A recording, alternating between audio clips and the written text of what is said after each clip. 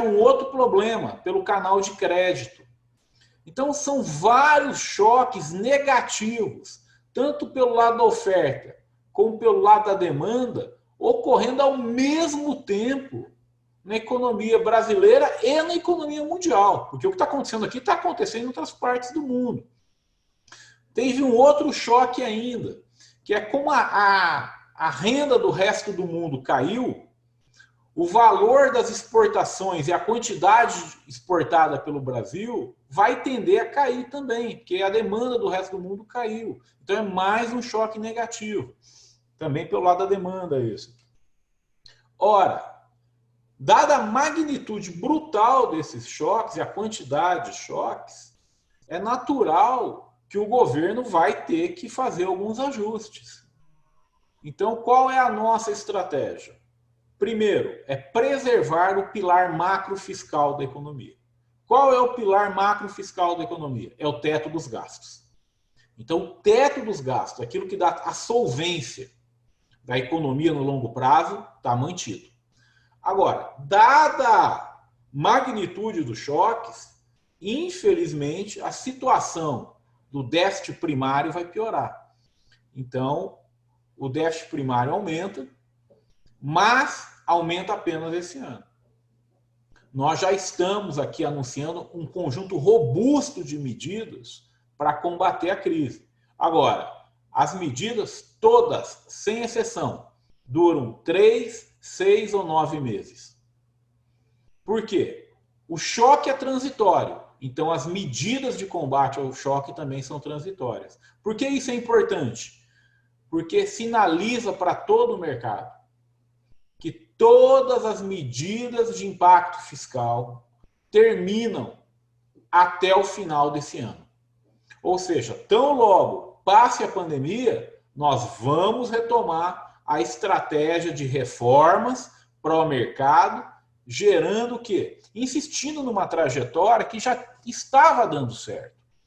Então, por exemplo, o segundo semestre de 2019 foi o melhor segundo semestre desde 2013. Quando você projeta o segundo semestre para frente, o Brasil já crescia acima de 2% ao ano.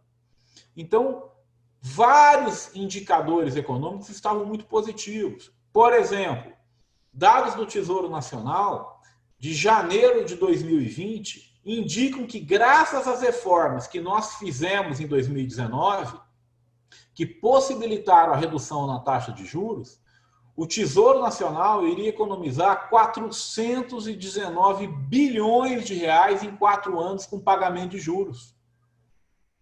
Tudo isso em decorrência de uma estratégia de consolidação fiscal e combate à má alocação de recursos, melhorando a produtividade da economia, que nós implementamos em 2019 e já davam sinais de bons resultados em 2020.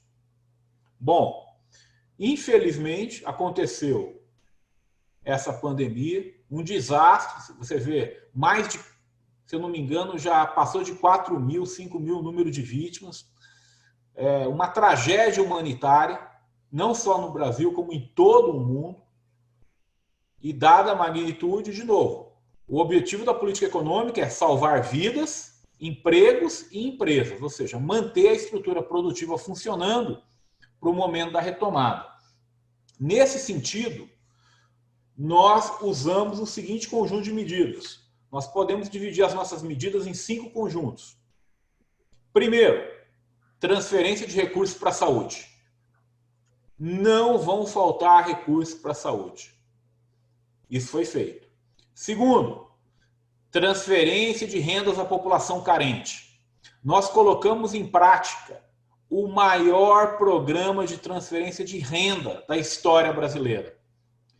O auxílio emergencial a informais, ele vai custar mais de 100 bilhões de reais e vai beneficiar 54 milhões de brasileiros. Cada mês do auxílio emergencial aos informais custa 1 ano de Bolsa Família. Esse é o tamanho do programa. Então, primeira perna, mandar dinheiro para a saúde. Segundo, proteção à população carente. Terceiro, proteção a emprego e empresas. As nossas medidas trabalhistas já salvaram mais de 4 milhões de empregos. Medidas como a possibilidade de antecipar férias, antecipar feriados, redução parcial de jornada de trabalho com redução de salarial, com complementação de recursos do Tesouro Nacional, suspensão de contratos de trabalho. Foram graças a essas medidas que mais de 4 milhões de empregos foram preservados. Então, terceiro passo nosso, preservar empresas e empregos funcionando para o quê? Para você ter uma base produtiva para a retomada econômica. Quarto passo, irrigar o mercado de crédito. Porque você sabe que nesse momento as empresas precisam de capital de giro. Então, por exemplo, o Banco Central, junto com o Ministério da Economia, por meio do Conselho Monetário Nacional, fizemos mais de 10 sessões extraordinárias, tentando liberar o crédito, tentando irrigar o mercado com crédito. Para o quê? Para poder tentar fazer esse crédito chegar às empresas e ajudar no capital de giro. Não apenas isso, diminuímos, zeramos o IOF crédito, que é importante para as empresas que vão renegociar a dívida. Foi zerado o IOF crédito. Reduzimos em 50% as contribuições do Sistema S para diminuir os custos das empresas.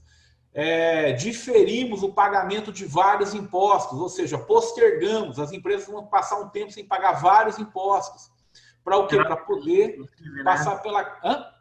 Zerar IPI para produtos médicos hospitalares também. Zeramos IPI, zeramos uma série de impostos de importação para diversos produtos da área médica. Então, para manter o quê? Empresas e empregos funcionando. E quinta parte do nosso planejamento, transferência de recursos para estados e municípios. Porque o cidadão mora no município, então o dinheiro tem que chegar na ponta. Essas medidas, elas estão em linha com a moderna teoria econômica. Foram elogiadas pelo Banco Mundial e pelo Fundo Monetário Internacional. Todas elas são transitórias, porque transitória é essa crise. E, com a graça de Deus, nós vamos sair dessa crise mais fortes e mais unidos. Esse é o apanhado, é como foi desenhado as nossas medidas, com um norte muito claro. Nenhum brasileiro vai ficar para trás. Nós estamos ajudando o trabalhador informal, estamos ajudando aquela pessoa que perdeu o emprego, estamos tentando ajudar o trabalhador formal que teve redução de salário, estamos tentando fazer o dinheiro chegar na ponta para as empresas. Então, é um amplo conjunto de medidas que tem um impacto acima de R$1 trilhão. Desse mais de R$1 trilhão potencial de medidas realizadas, aproximadamente 290 bilhões de reais são de impacto primário, ou seja, irão impactar no déficit fiscal, no nosso déficit primário. Então, é um conjunto robusto de medidas e mais do que isso, robusto e tempestivo. As medidas econômicas que nós fizemos, elas ficaram prontas, chegaram na ponta, antes do estresse de saúde pública no Brasil. Se você comparar, vamos ver quando o governo americano, quando o governo dos Estados Unidos anunciou as medidas e qual era o estresse no sistema público de saúde americano. Vamos ver na Alemanha, quando a Alemanha anunciou as medidas e qual era o estresse no sistema público de saúde alemão. Pode comparar com qualquer país do mundo. Você vai verificar que o Brasil é líder nesse quesito. As nossas medidas de política econômica, parte expressiva delas, ficaram prontas e chegaram na ponta, antes do nosso sistema público de saúde entrar em estresse. Então, foram medidas robustas e tempestivas. Obrigado aí por essa oportunidade de fazer essa abertura. E quiserem fazer algumas perguntas, eu estou todo ouvidos.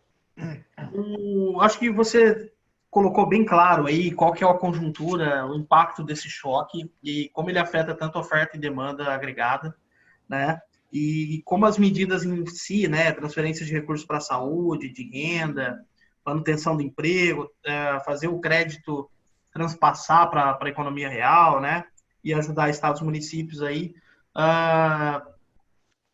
com base numa teoria econômica mais moderna do que aquela que, por exemplo, foi adotada após a crise de 2008, né? Então, que foi simplesmente começar a aumentar gasto público, escolher campeões nacionais, enfim, uma política econômica, inclusive, até ultrapassada em termos de teoria, né, Adolfo?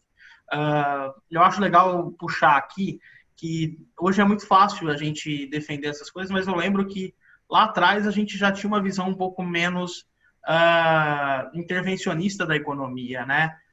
Você realmente já lá atrás falava bastante sobre, poxa, isso não vai ajudar a melhorar a alocação de recursos, não vai ajudar a melhorar a produtividade. Então, eu queria que você comentasse um pouquinho dessa sua trajetória como economista antes de ser secretário aí do Ministério da Economia, né?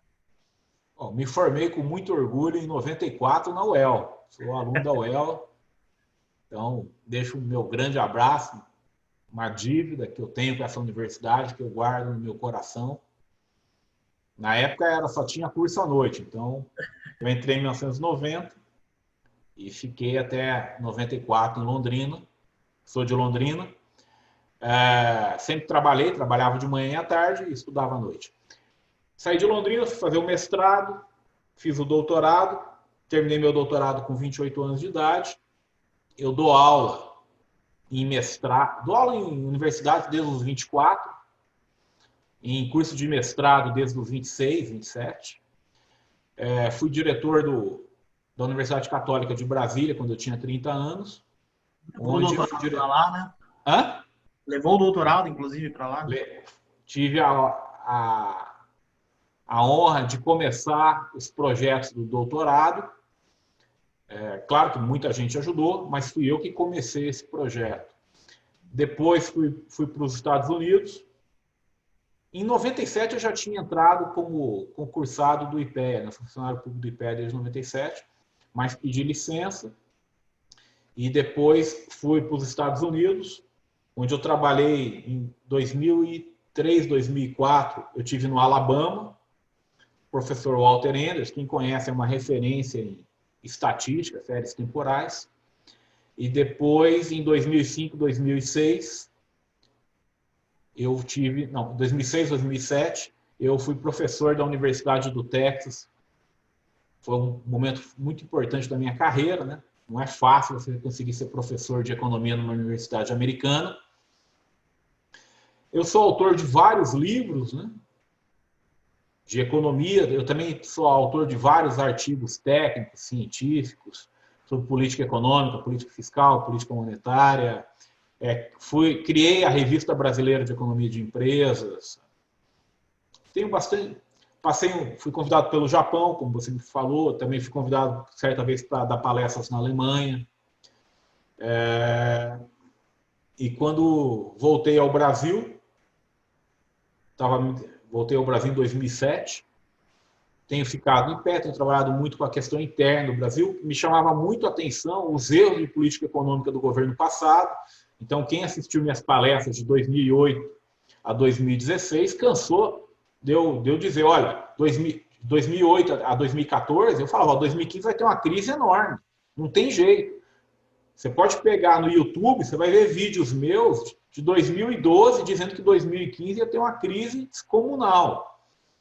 Por quê? Porque eu estava vendo que os erros de política econômica estavam realmente muito grandes.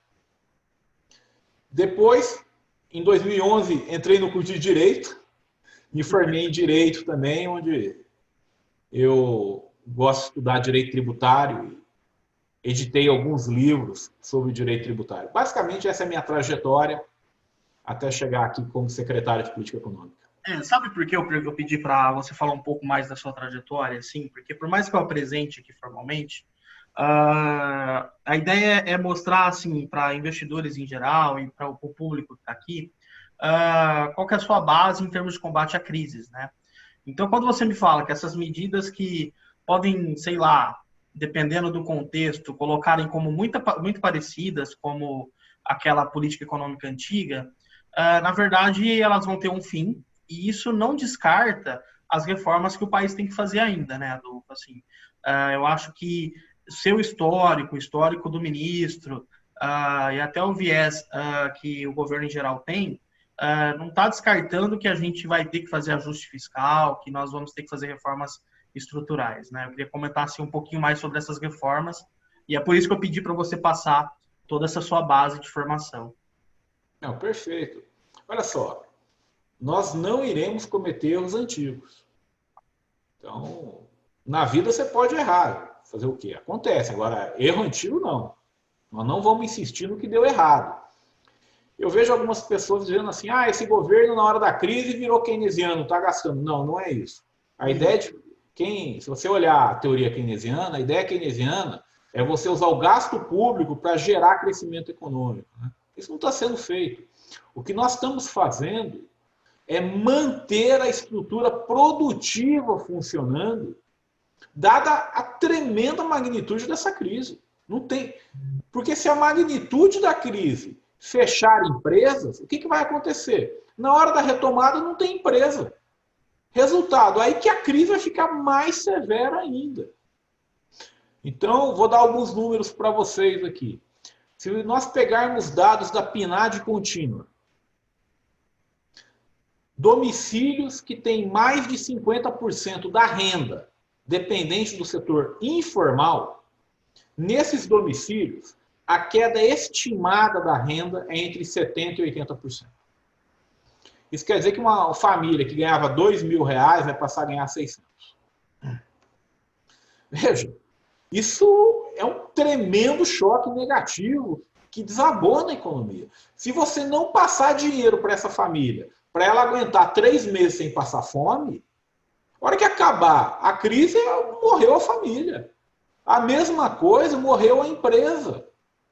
E aí nós vamos pegar um choque transitório e transformar esse choque transitório num choque permanente.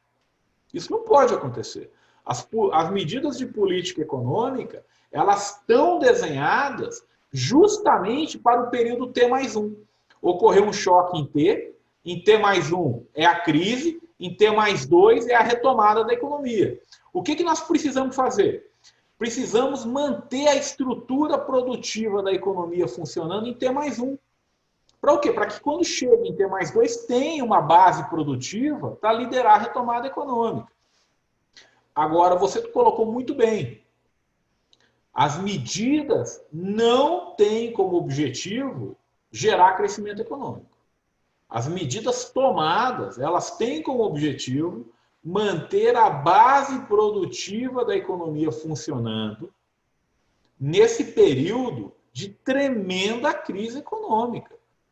Se você pegar os dados, é impressionante. Quase todo lugar do país está com alguma medida restritiva de comércio.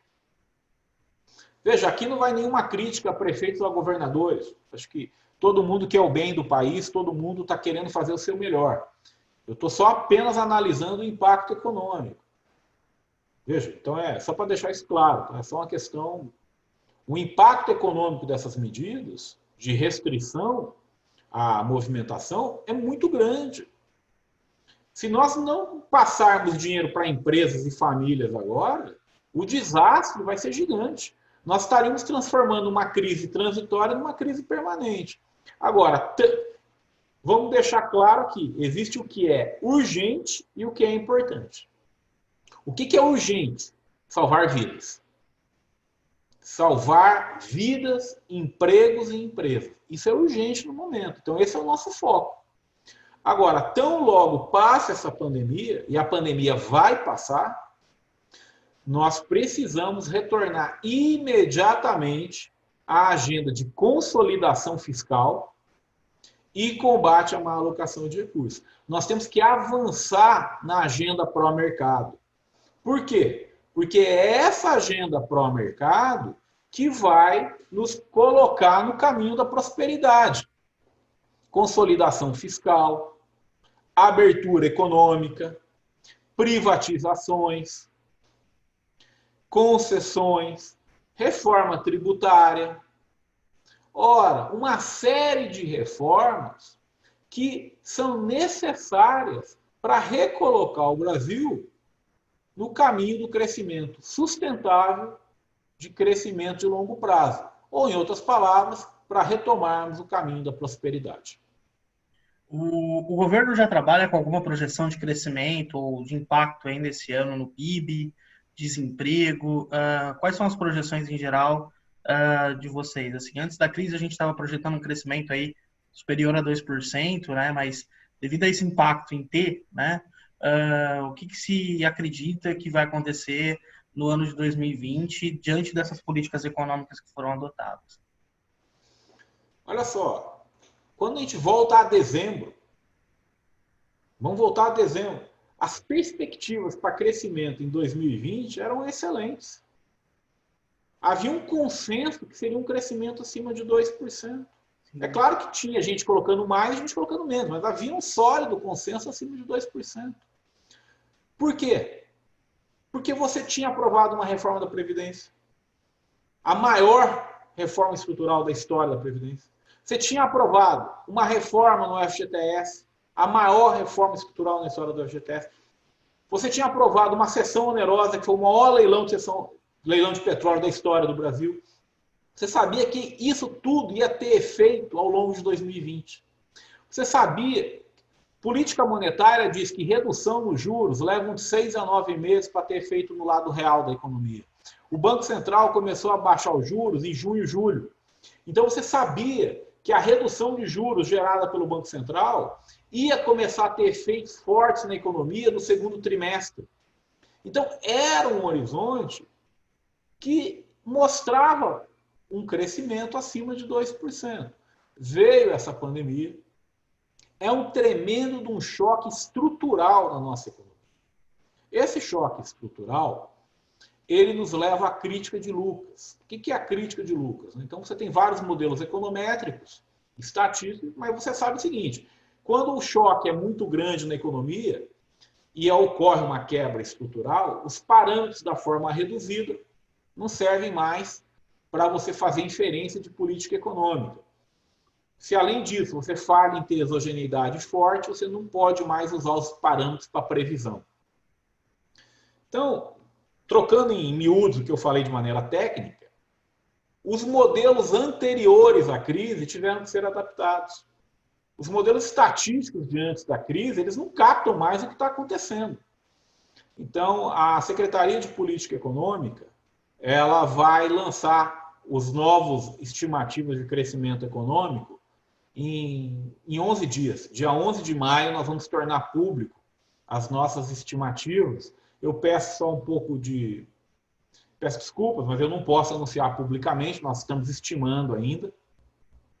O que acontece é que as estimativas da Secretaria, da SPE, elas servem para balizar todo o processo orçamentário do governo brasileiro.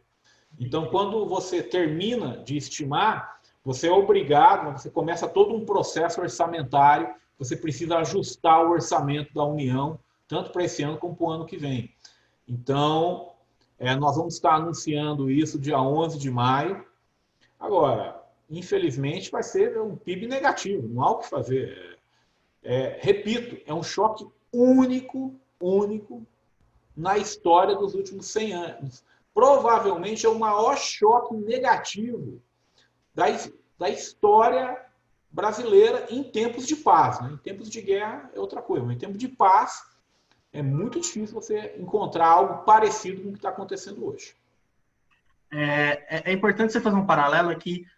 Assim, se fala das políticas econômicas que estão sendo adotadas, mas eu acho legal ressaltar, né, Adolfo, que, poxa, se a gente tivesse na mesma velocidade em termos de desajuste fiscal, sem reforma, a situação realmente estaria pior, né? Assim, a gente não teria condições nem de adotar algumas medidas fiscais e pontuais que foram adotadas, ou eu estou errado, assim, realmente a gente teria condições.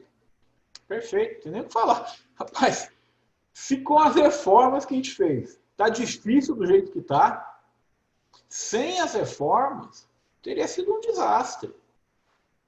É por isso que eu vejo algumas pessoas, os Estados Unidos anunciaram um pacote de não sei quantos trilhões de dólares. Meu amigo, naqueles países tem mais folga fiscal. Nós não temos tanto espaço. E mesmo com pouco espaço fiscal, nós conseguimos desenhar um conjunto robusto de medidas sem impacto fiscal. Só para lembrar os nossos ouvintes, se eu não estou muito errado, o nosso primeiro anúncio de política, o nosso primeiro anúncio de medidas econômicas, ele gerava 185 bi de impacto na economia, mas a um custo fiscal de, eu não me lembro agora, eu acho que era de 28 bilhões de reais. Ou seja, nós somos capazes de elaborar um robusto conjunto de medidas com baixo impacto fiscal. E aí eu vi que algumas pessoas queriam que a gente fizesse igual aos Estados Unidos, anunciasse tudo de uma vez. Ou a Alemanha. Não, aqui a gente optou por uma estratégia diferente. Em vez de anunciar tudo de uma vez, nós não temos tanto dinheiro. Se a gente erra, ia ficar muito difícil consertar. Então, o que a prudência recomenda? Vamos fazendo anúncios paulatinos. Fizemos o primeiro anúncio, segundo. Se você lembrar, cada semana de março tinha 2, 3 anúncios. E abril também. E não só anúncios, mas as medidas foram efetivamente colocadas em prática. Por exemplo, as medidas trabalhistas, todas já estão operando. O auxílio emergencial informais já está operando. Transferência para estados e municípios já foi feito mais ou menos no começo, mas vai terminar agora no Congresso, se eu não me engano, deve terminar nessa ou na outra semana, já pronto. O dinheiro para a saúde já foi feito.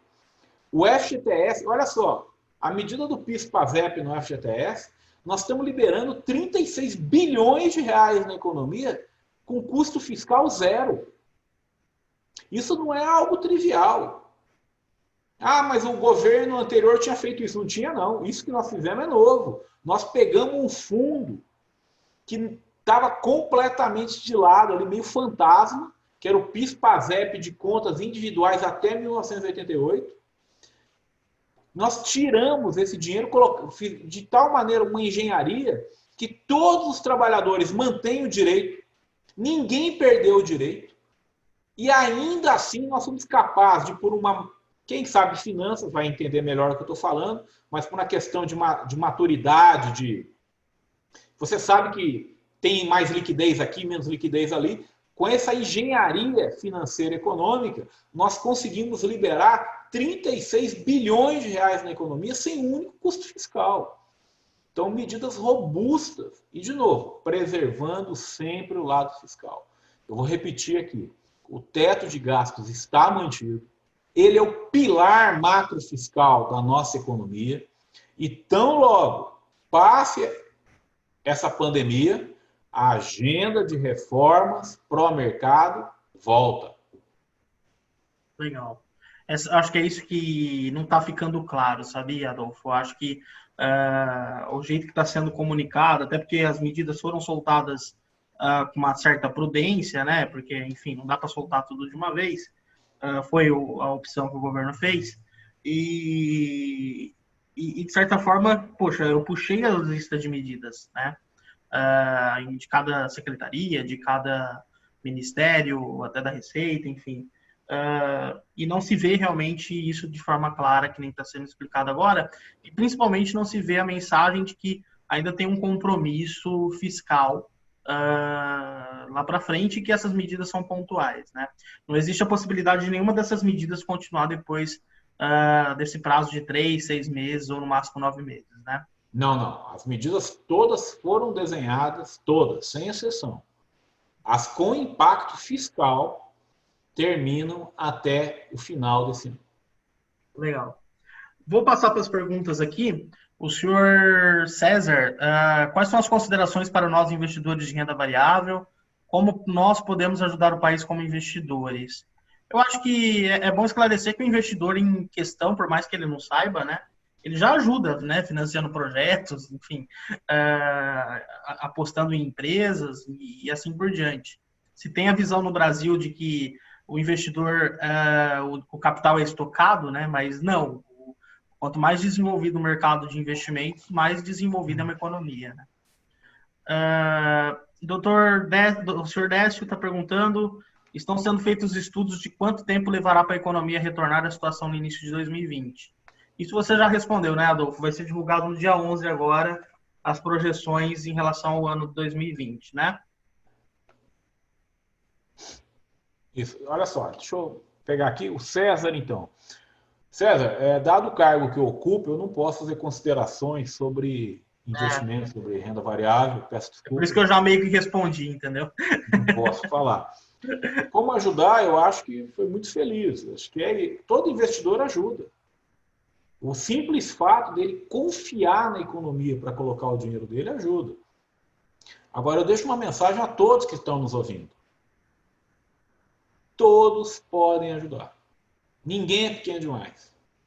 Por exemplo, eu fiquei todo emocionado aqui que mandaram uma máscara para mim. Uma pessoa falou assim, ó, eu não sei como ajudar, mas eu vi que o senhor está sem máscara. Ela fez uma máscara e mandou para mim. Pô, fiquei todo emocionado. Então, assim, todo ato ajuda. Todo ato ajuda. Rapaz, 10 real que você dá para alguém, você não sabe a diferença que você fez na vida da pessoa. Então, o que eu posso dizer é o seguinte, vamos tentar ajudar quem está próximo de nós nesse período. É um momento muito difícil, muito difícil. É uma tragédia em termos humanos, econômicos, então, mas vai passar. Julho, agosto, nós estamos saindo, vamos escapando disso. Pro Décio, o tempo de retorno. O tempo de retorno é o seguinte, quando essa pandemia passar, nós vamos ter que fazer uma escolha. Eu vou dar um exemplo aqui de um filme ruim que eu vi há muito tempo, viu? Eu adoro filme ruim, é comigo mesmo. Eu tô lá, às vezes quero relaxar um pouco, ficando com comédia romântica. Uma dessas comédias românticas, rapaz, essa era campeã, ruim pra caramba, né? Mas tinha uma ideia legal. Começava a comédia romântica, a mocinha saía correndo para pegar o metrô. Aí ela ia correndo, quando ia chegar no metrô, o metrô ia embora. Aí o filme recomeçava. Era a mesma mocinha correndo para pegar o metrô. Só que dessa vez ela entrava no metrô. E a história do filme era essa. Era a mocinha que não entrou no metrô contra a vida dela se ela tivesse entrado no metrô. E aí aquela mocinha que entrou no metrô, ela chega em casa mais cedo. Aí ela, pimba, vê o namorado com a melhor amiga. Foi um desastre, chora, triste pra caramba. Só que ela começa a notar que a vida dela não estava boa. O namorado não a amava, a amiga não era amiga, o emprego ela não gostava. Então ela começa a fazer uma série de mudanças na vida que dói no começo. Pô, quem é que gosta, né? Dessas, mas ela foi fazendo as mudanças. E no final do filme, ela estava realizada. Já aquela mocinha que perdeu o metrô, chegou em casa mais tarde. Continuou com o namorado, continuou com a melhor amiga, continuou no emprego antigo. Até que chegou no final do filme, ela descobriu que não estava funcionando. E teve que fazer os mesmos ajustes, só que custou muito mais caro.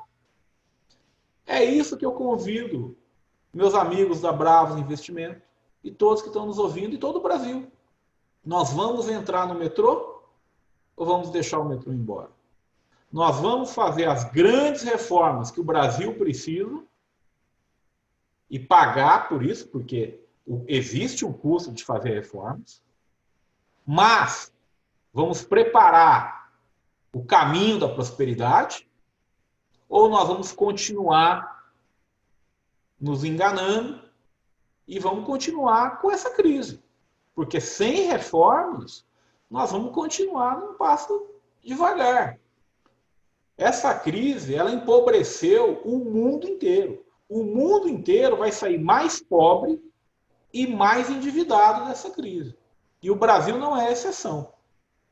Se fizermos as reformas, vamos ter uma chance. E o que é reforma? É abrir a economia. O que é reforma? É privatizar, é fazer concessão, é consolidar o lado fiscal da economia, é parar de transferir dinheiro do pobre para o rico. Porque o Brasil, gente, é campeão mundial em transferir dinheiro dos pobres para os ricos. Está errado isso, isso tem que ser mudado. Eu não posso ficar pegando dinheiro do trabalhador pobre para colocar num fundo, para o BNDES pegar lá e emprestar para o Ike Batista. Está errado. Nada contra o Ike Batista, nada contra o BNDES, mas está errado. Está errado. Eu não posso ficar punindo a população pobre como várias políticas públicas punem no Brasil. Isso tem que mudar. Agora, mudar isso tem custo. Nós temos que nos perguntar, será que está certo eu pagar R$ 2,50 a cada carimbo? Estou chutando, nem sei quanto custa, tá? Mas o que eu quero perguntar é o seguinte, até quando nós vamos manter uma estrutura de cartório?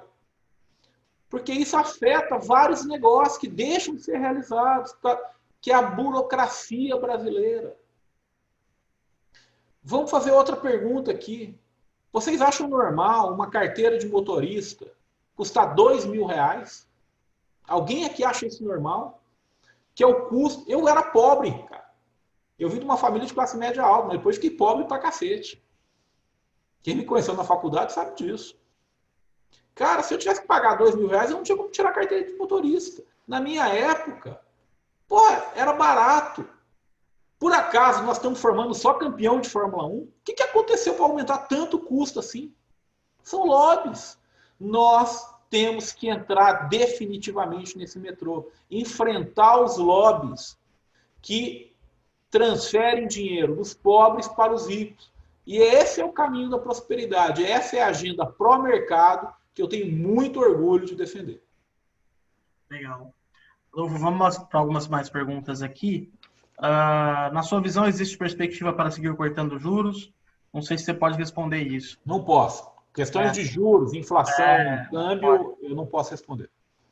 Aqui, na teoria, tudo muito bom. Como eles vão implantar políticas econômicas em meio a essa instabilidade política que vivemos, onde há muita dificuldade de aprovações? Da mesma maneira que a gente implementou todas até agora. Teve ruído aqui, teve ruído ali, mas aqui é importante ser muito transparente. Nós aprovamos a maior reforma estrutural da história da Previdência. Nós aprovamos a maior reforma estrutural da história do FGTS. Nós aprovamos o maior leilão de cessão onerosa da história brasileira, quase 100 bilhões de reais. Para, a agenda econômica estava sim avançando. Então, como é que nós vamos fazer? Passo a passo. Eu vou citar aqui o grande filósofo e livre pensador Nelson Piquet. Não se ganha uma corrida na primeira volta, mas se perde. Então, como é que nós vamos implementar essa agenda toda? Volta a volta, passo a passo. Da mesma maneira que vimos fazendo antes. Aqui, o Brasil é uma democracia. Nós temos que prezar por isso. Numa democracia, as decisões são naturalmente bem debatidas, bem transparentes, e é isso que nós vamos fazer, enquanto sociedade, enquanto um povo. O que é melhor para o povo, o que é melhor para a nossa sociedade. É assim que nós vamos avançar. Agora, se não avançarmos, paciência. Vamos deixar um legado. Porque outros virão depois de nós e pegarão uma agenda mais madura de discussões. É assim que um povo, é assim que uma civilização avança. Ela não avança aos saltos, ela avança aos passos. Aqui pergunta sobre câmbio, acho que você também não pode, falar. Aqui uma pergunta sobre incentivos de investimentos no setor de suprimentos hospitalares, O governo vai incentivar investimentos no setor de suprimentos hospitalares pós-crise, devido à clara dependência de produtos devido a essa pandemia? Não sei se é uma política econômica. Olha só, nesse momento, isso não, pelo menos no meu radar, não está, tá? O que nós estamos fazendo é uma política para sobrevivermos mantemos a estrutura produtiva no período de crise. Então, você tem sim um direcionamento para tentar criar mais respiradores, por exemplo, aumentar leitos hospitalares. Então, essas medidas pontuais estão sendo tomadas para o quê? Para dar a melhor chance possível para a população brasileira. Então, essas medidas pontuais estão sendo tomadas. Agora, passada a crise, não me parece que seja o caminho. Passada a crise, o caminho é o quê? É aprovarmos a agenda de reformas. Por exemplo, o Pacto Federativo. O Pacto Federativo transfere dinheiro de Brasília para o Brasil, para o município, que é onde as pessoas vivem. Se o município quiser investir mais em saúde, é uma escolha do município. Então, o que nós estamos fazendo são bases estruturais. E, passando o dinheiro, se o município onde você reside achar importante investir em saúde, ele investe. Se ele acha importante investir em educação, ele investe. Então, é isso que nós estamos fazendo. Outra coisa é o seguinte, dentro da nossa agenda estrutural, tem lá o PL do saneamento básico. Gente, pelo amor de Deus, nós temos que aprovar o marco legal de saneamento no Brasil. É fundamental isso. Melhorar o marco do petróleo e do gás. Tudo isso são agendas importantes para a população brasileira. Olha só, quando eu estava em Londrina, eu trabalhava se não me engano, era Sedasp Informática. Nem sei se existe ainda, mas eu trabalhei lá, dava aula lá. Em 1994, 50% das localidades brasileiras não tinham telefone. Eu vou repetir. Em 1994, metade das localidades brasileiras não tinha telefone. Hoje, quase todo mundo tem telefone. O que aconteceu? Você privatizou, foi isso. Quando você privatizou o sistema de telecomunicações em 1998, o número de linhas e o preço, o número de linhas deu um pulo para cima e o preço deu um pulo para baixo. Quando você privatiza serviços como telecomunicação, você está democratizando, você está dando uma chance para o pobre ter telefone. Em 1994, pobre não tinha telefone. Eu falo porque eu estava lá. Quem tem essa época vai lembrar também. Nós temos que fazer o mesmo com saneamento básico. Nós temos que fazer o mesmo com energia. É assim que o pobre brasileiro vai ter água, vai ter esgoto, vai ter energia barata. Exatamente como aconteceu quando privatizamos as telecomunicações. Legal. O pessoal está fazendo perguntas relativas a... Perguntaram qual que é o nome do filme. Eu acho que é de caso... Em português é De Caso com Acaso. Por aí você vê que o filme é ruim mesmo. Em inglês é Slamming Doors, portas correndo, alguma coisa assim. Olha, você lembrou. Achei que você não ia nem saber, mas... Estão perguntando aqui, eu gostaria de saber se existe a possibilidade de uma criação de crédito peer-to-peer entre mercado e indústria. Meio que... Nós estamos trabalhando em linhas de crédito, né? Foi aprovado na Câmara agora, acho que vai voltar para o Senado. Então, no momento, o projeto que está na Câmara e está indo para o Senado é a prioridade da equipe econômica. Agora, estamos sim prestando muita atenção no crédito. Por quê? Porque nós sabemos que o canal de crédito é um canal importantíssimo para todas as empresas, mas especialmente importante para micro e pequenas empresas, que estão realmente com certa dificuldade de terem acesso a crédito. Então, estamos de olho. O que eu posso dizer publicamente é que a prioridade hoje é o projeto que está na Câmara, vai para o Senado, nós estamos apoiando. Mas se houver necessidade, realmente temos que ficar muito atentos. O canal de crédito é fundamental para não deixar micro e pequenas empresas pelo caminho. Então, estamos muito atentos nesse mercado. Adolfo, eu vou fazer aqui uma última pergunta. Os ruídos políticos têm piorado o cenário para a recuperação econômica? Não, cara, isso é bobeira. Isso aí é assim, sendo bem direto. É o surgimento. Isso não é palavra minha, tá? Isso é palavra do ministro Paulo Guedes. É o surgimento de uma moderna sociedade aberta. O que era estranho, e aqui nós temos que ser muito honestos conosco mesmo, o que era estranho era antes. As coisas eram meio esquisitas, o relacionamento era meio esquisito. Não estou dizendo que era errado. Hoje é claro o relacionamento. Então, quando o relacionamento é claro, vai ter um ruído aqui, vai ter um ruído ali, mas vamos olhar a parceria da Câmara, do Senado, com o governo federal. Nós estamos aprovando as pautas econômicas. Então, nesse sentido, eu vejo os ruídos como naturais, de uma democracia saudável. Então, agora, eu discuto aqui, eu discuto ali, mas acima de tudo, todos estão discutindo pelo bem do Brasil. Você está discordando aqui ou está discordando ali, mas é por um motivo nobre. É porque você pensa de uma maneira diferente. E é lícito isso. Por exemplo, às vezes você acha que é melhor transferir dinheiro para estados e municípios de um jeito. Outros vão achar de uma maneira legítima que é melhor transferir por outro mecanismo. Essa é uma discussão legítima da sociedade. E nada mais legítimo do que o Congresso Nacional ter essa discussão.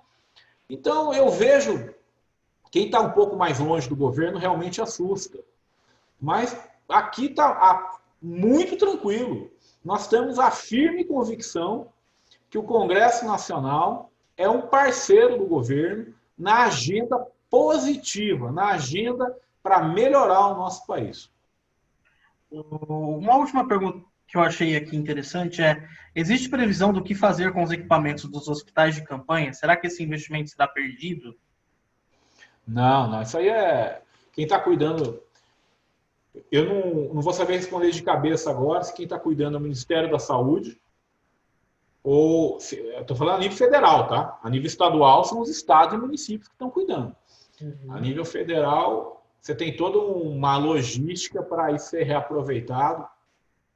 Aproveito para fazer um elogio ao ministro da Saúde, o Nelson Taik, extremamente capacitado, cara muito bom mesmo. Tenho certeza que nós estamos em boas mãos, tanto com o Nelson, como o ministro. Eu gostaria de dar uma mensagem aqui. Meus amigos, o mar está bravo, mas nós temos timoneiros firmes. O ministro Paulo Guedes, com o apoio do presidente Jair Bolsonaro, sabem exatamente o que devemos fazer para sair dessa situação difícil. Conheço ambos e sei da lealdade, comprometimento com o país de ambos. Eu tenho certeza absoluta que vamos sair dessa crise mais fortes e mais unidos. O mar está bravo, mas o timoneiro é firme. Pessoal, eu tenho que ir aqui, tenho outras reuniões. Obrigado. Obrigado ao Bravos pela oportunidade. Adolfo, a gente que agradece, fico muito feliz aí. É bom escutar de alguém de dentro do governo que as políticas econômicas são realmente para combater isso aí, mas a gente não abandonou ali o que tem que ser feito, né? Adolfo, muito obrigado e parabéns aí, o pessoal está te agradecendo e é isso, um abração. Quando vier para Londrina, pô, vem aqui, a gente vem conhecer a gente. Está combinado e faço um agradecimento público a todos os meus professores da Universidade Estadual de Londrina, onde eu me formei. Guardo com enorme carinho o tempo. E é uma dívida que eu tenho com a universidade, guardo no meu coração. Período difícil da minha vida, mas que foi muito bem recebido. Obrigado, pessoal.